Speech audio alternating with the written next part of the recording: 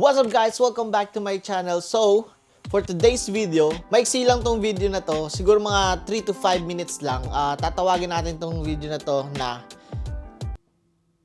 3 minutes or no 5 minutes tech day. Ha? Kala mo naman talaga. Totoo no? Pero yun na, maiksi lang itong video na to kasi mag-unbox lang tayo ng bagong cellphone. Kasi itong cellphone ko, yan o, S10 Plus, nabasag na to eh. Yan, kung makikita nyo, basag na. At syempre, hindi nyo makikita yan. Pero basag na siya dito, kaya kailangan ng palitan. At maraming salamat sa napakabait kong asawa dahil binilan niya ako ng bagong cellphone. Swerte ko, di ba? Pakaswerte ko nga naman talaga. Huwag na natin ito patagalin at simulan na natin ang unboxing kasi sabi ko diba 3 to 5 minutes lang to. So, let's go.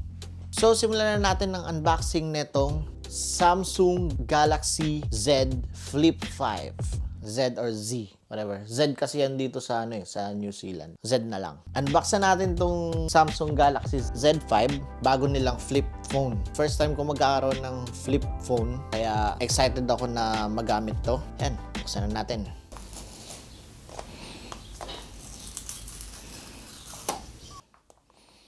And then ayos. So, sa loob ng box ay ayun, cable charger at SIM card pin ejector. Buksan na natin. Paano ito binubuksan? Ayun.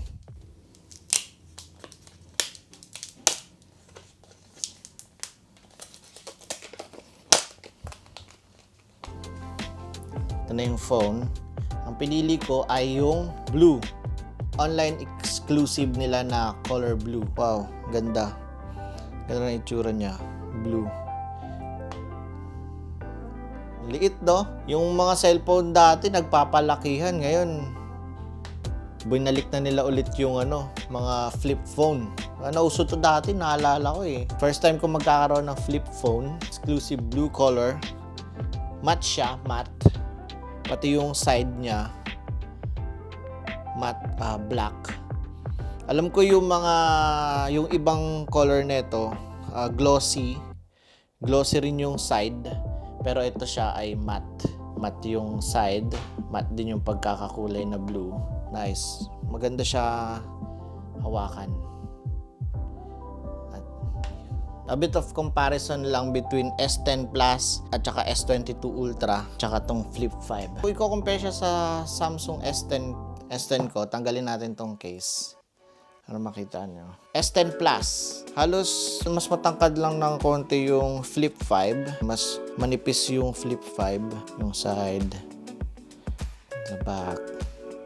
Pinili ko tong Flip 5 over sa Samsung S23 Ultra kasi masyado na malaki yung S23 Ultra. Feeling ko kaya ito nabasag dahil pag nilalagay ko sa pocket ko tapos nagbabike ako, baka nagfe-flex kasi masikip yung pants kaya nabasag. Mas okay yung Flip 5 para pagka nagbabike ako, mas maliit siya sa pocket, mas less yung chance na mabasag siya. Ito naman yung S22 Ultra ng asawa ko. Kung i-compare natin siya sa S22 Ultra, mas malaki talaga siya. Although magkasing tangkad lang sila, pero mas malapad yung S22 Ultra. Ito yung S10 Plus. Yan. Di naman kami Samsung fan, di ba? Yung washing machine namin, Samsung. Yung ref namin, Samsung. So yun guys, doon na natatapos ang 3 minutes or 5 minutes tech day natin. Samsung Galaxy Z Flip 5. Thank you guys for watching. I'll see you next time. Sa setup ko na to kasi excited na akong gamitin. Let's go!